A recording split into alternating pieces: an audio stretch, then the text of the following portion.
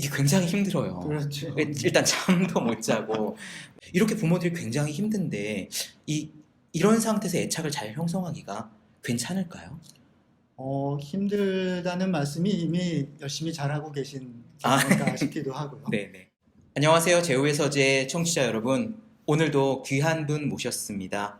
엄마의 첫 공부 저자이자 서울대 의대 교수 홍순범 선생님 나오셨습니다. 안녕하세요.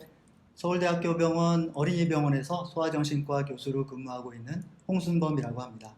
반갑습니다.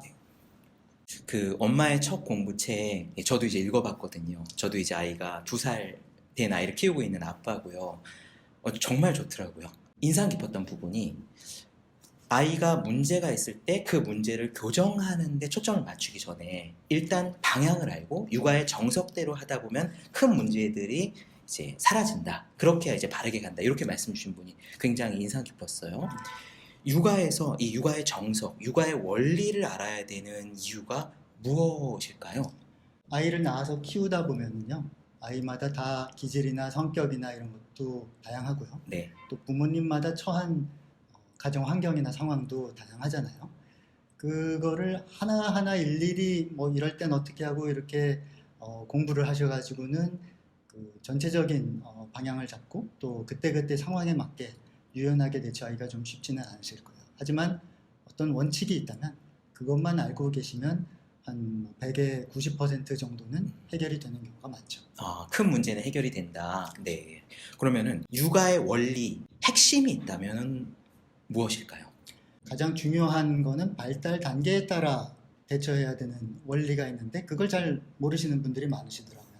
그래서 한 3단계 정도로 여러 발달 이론들을 제가 취합해서 부모님들이 좀 아실 수 있게 요약을 해봤습니다. 발달 단계에 따라 3가지 단계가 있다. 네. 그것들을 알고 그걸 따라서 하다 보면 그게 제일 큰 그림이다. 그렇죠. 발달 단계 3가지가 무엇인가요, 선생님? 네.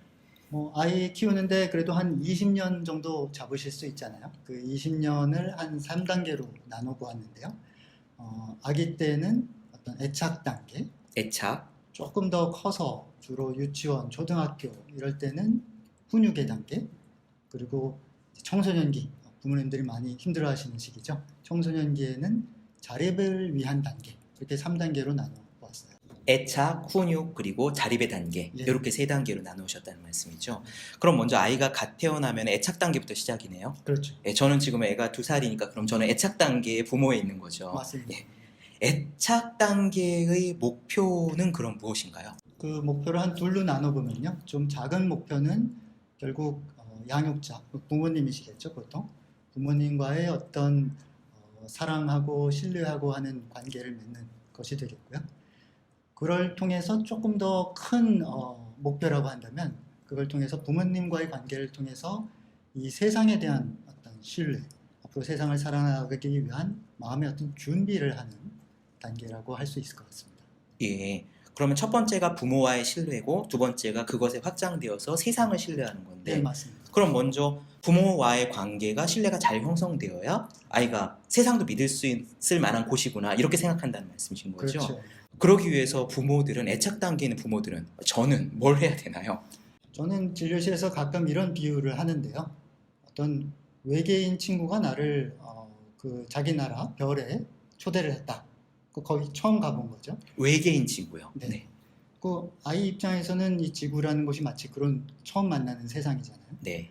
그래서 그런데 내가 초대를 받아서 갔다 그러면 사실 그 사회의 어떤 시스템이나 뭐 법률이나 이런 걸 알기 전에 그곳에서 만나는 외계인 그 사람들이 나를 어떻게 대하냐에 따라 이곳은 신뢰할 수 있는 곳이구나, 살만한 곳이구나 이거를 이제 느끼게 될 거예요. 아기의 입장이 바로 그런 거죠. 그래서 이 지구에 처음 온 우리 아기라는 손님에게 부모님이 주 양육자가 여기가 어떤 곳이라는 것을 뼛속 깊이 느낄 수 있게 해주는 그 첫 단계가 애착이라고 생각합니다. 그럼 어린 시절에는 사실 아이가 해달라는 대로 다 해줘야 되잖아요. 애착 단계에서는 아이가 울면은 밥 주고 울면은 기저귀 갈아주고 안아주고 계속 그러면 되는 건가요? 그게 사실은 단순하지만 기본이죠. 네네. 그래서 어떻게 보면은 이미 그래야 된다는 걸 많은 부모님들이 사실 1단계 애착 단계는 알고는 계실 거예요. 이게 체력으로 힘들어서 그렇지 네. 아이의 어떤 그 배고플 때, 아플 때, 졸릴 때 이런 것들을 하나하나 민감하게 반응해서 그거를 좀 해결해주는 이런 게 기본이자 그걸 통해서 애착이 생기는 것은 맞지요. 근데 저도 사실 지금 아이를 이제 2년 이제 가까이 아이를 키워보고 있지만 이게 굉장히 힘들어요. 그렇죠. 일단 잠도 못 자고 뭐 부모의 입장에서 내 시간도 없고 그러니까 부모도 상당히 스트레스가 많잖아요. 이렇게 부모들이 굉장히 힘든데 이런 상태에서 애착을 잘 형성하기가 괜찮을까요? 힘들다는 말씀이 이미 열심히 잘하고 계신 게 아, 아닐까 싶기도 하고요. 네네. 또 그렇게 힘들기 때문에 결국 부모님이 뭐 보통은 두 분 다 계신 가정이니까요. 서로 지치지 않게 그 부부끼리도 서로를 많이 도와주는, 배려하는, 또 협력하는, 그리고 상대를 배려하는 게 결국 우리 아기를 위한 거라는 그 목표의식을 갖고 함께 하시는 게 굉장히 중요한 것 같아요. 네. 몸이 힘든 거는 사실 어쩔 수 없는 부분이긴 한데 부부끼리라도 대화를 많이 해서 스트레스가 없어야 그게 결국 아이한테 좋은 거다. 그렇죠. 이 말씀이시죠? 몸이 힘든 거는 어쩔 수는 없는 부분이네요. 예, 미리 좀 체력을 키워 놓으시고 아이를 맞이하시면 더 좋기는 하겠습니다. 사실 저도 생각해 보면은 이제 아내가 이제 만삭이고 이럴 때 저도 운동을 많이 했고 이제 와이프도 운동을 많이 시키고 했거든요. 나중에 몸이 힘들다 이런 이야기 많이 들었으니까. 그럼 맞벌이를 하면은 아이를 일찍 어린이집에 떼어놓는 경우도 많고 혹은 뭐 할아버지 할머니께 맡기는 집들도 많이 있단 말이에요. 이렇게 해도 부모가 애착을 형성하기에 괜찮은가요? 그 많은 경우에 그러니까 만약에 부모님 두 분이서만 하시기에는 역부족이다. 네. 뭐 예를 들면 한 분이 너무 바빠서 뭐 항상 야근을 한다든가 이런 경우도 어쩔 수 없이 있는 가정들이 있고요.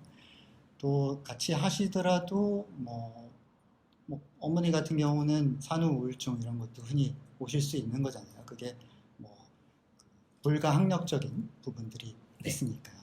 그래서 그런 사정이 있을 때는 주변에 양육을 도와줄 수 있는 분을 많이 모으면 좋겠다 이런 조언을 드릴 때가 많습니다. 그게 양육을 도와주는 측면일 수도 있고 혹은 아이와 애착 맺는 거는 부모가 내가 하겠다 하더라도 설령 집안일이라도 좀 누가 친척들이 도와주시면 그 체력과 그 시간을 아이에게 투자할 수 있으니까 만약에 도움 주실 수 있는 분들을 모을 수 있으면 그거는 아이의 애착을 위해서 직간접적으로 굉장히 중요한 전략이 될 것 같습니다. 아, 그러니까 가급적 주위 분들, 친척이든 누구든 도움을 받을 수 있으면 받아서 내 체력을 아끼고 아이에게 그만큼 많이 쏟는 편이 훨씬 더 현명하다 이런 말씀이시네요. 굉장히 단순한 건데 잘 현장에서는 잘 모르고 계시는 경우가 많더라고요. 예, 그만큼 내가 몸이 덜 힘들면 아이를 많이 예뻐해 줄 수 있고 민감하게 관찰할 수 있으니까 네. 아이를 엄마 아빠도 보고 할아버지 할머니도 보고 집에 이제 사람들이 많아요. 그럼 이 아이가 애착을 여러 명과 형성을 할 수도 있는 건가요? 다 나를 예뻐해 주고 하면? 가능하지요. 예. 그럼 그렇게 하는 게 더 좋은 건가요? 권장할 만한 건가요? 일단 전제가 되어야 될 거는 그 계신 분들이 상당히 좀 일관적인 분위기와 일관적인 양육 방침을 갖고 아이를 대해야 한다는 게 있을 것 같고요. 그렇게만 해준다면은 사실 부모님이 꼭 애착을 맺는 주체가 되지 않더라도 다른 분이 키우시더라도 좀 주 양육자가 되셔서 그런 걸 해주신다면은 괜찮은 걸로 알고 있습니다. 아, 네. 그럼 만약에 어린이집에 보내는 시간이 굉장히 길거나 혹은 뭐 또 저는 주위에 보면은 일찌감치 아이를 할아버지 할머니 댁에다가 아예 맡겨버리는 케이스들도 있거든요. 네. 엄마 아빠가 사정이 여의치 않아서. 네. 그럼 이 부모와 애착을 형성할 수 있는 이제 기회가 많지 않은 거잖아요. 네. 그런 경우에도 최대한 부모가 애착을 형성하려면은 뭐 어떻게 할 수 있을까요? 아까 그래서 처음에 말씀드린 애착의 목표를 두 단계로 나눠서 주 양육자, 주로는 부모지만 주 양육자와의 어떤 신뢰 관계, 그리고 그게 세상에 대한 신뢰다. 그 큰 목표가 있다는 걸 말씀을 드렸는데요. 그렇게 본다면은 꼭 부모님이 내가 아기 때 돌보지 못했는데 이게 우리와의 애착이 부족해서 큰 문제가 되지 않을까? 네. 이런 걱정은 조금 내려놓으셔도 되는 것이죠.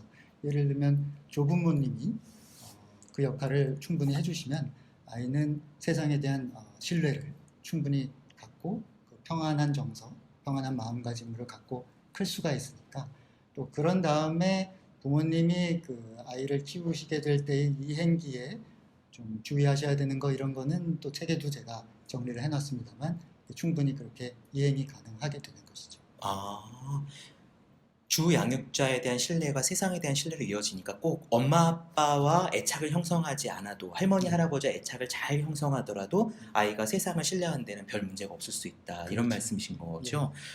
아유, 이거는 그 아이를 어쩔 수 없이 떨어뜨려 놓아야 되는 부모 입장에서는 굉장히 위안이 되는 이야기이기도 하고 굉장히 다행이기도 하네요. 네, 네, 그렇죠.